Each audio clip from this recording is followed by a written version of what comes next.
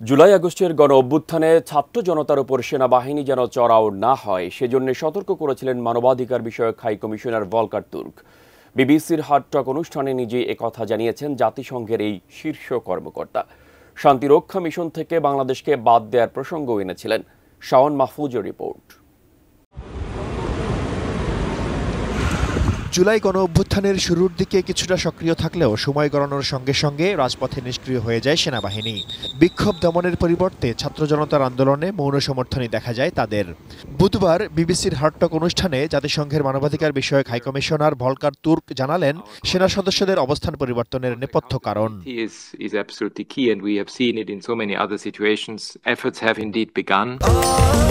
স্বাস্থ্যকর all time family cake, সব সময় অল টাইম হেলদি লাইফ। তিনি জানান, তারা সেনাবাহিনীকে সতর্কবার্তা পাঠিয়েছিলেন। বলেছিলেন, যদি সেনারা দমনপীড়নে জড়িত হয় তাহলে শান্তিরক্ষী পাঠানো দেশ হিসেবে থাকতে পারবে না বাংলাদেশ। ফলশ্রুতিতে উল্লেখযোগ্য পরিবর্তন দেখা গেল বলেও মন্তব্য করেছেন তুর্ক।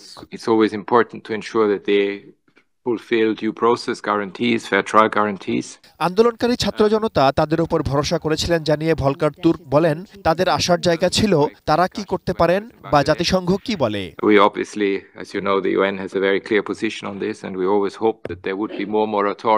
অন্তর্বর্তী সরকারের দায়িত্ব নিয়ে ডক্টর ইউনূস তাকে তথ্যানুসন্ধানী দল পাঠাতে ও তদন্ত করতে বলেন বলেও জানান জাতিসংঘের মানবাধিকার বিষয়ক কমিশনের প্রধান।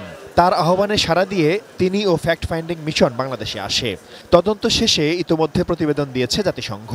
ভলকার তুর্ক জানান, সহযোগিতামূলক অবস্থান নেয়ায় ছাত্ররা তাদের প্রতি কৃতজ্ঞতা প্রকাশ করেছে। বিবিসির হার্টটক অনুষ্ঠানে ইউক্রেন, গাজা ও সুদানের বিপর্যয়কর পরিস্থিতি নিয়েও কথা বলেন জাতিসংঘের মানবাধিকার বিষয়ক হাই কমিশনার ভলকার তুর্ক।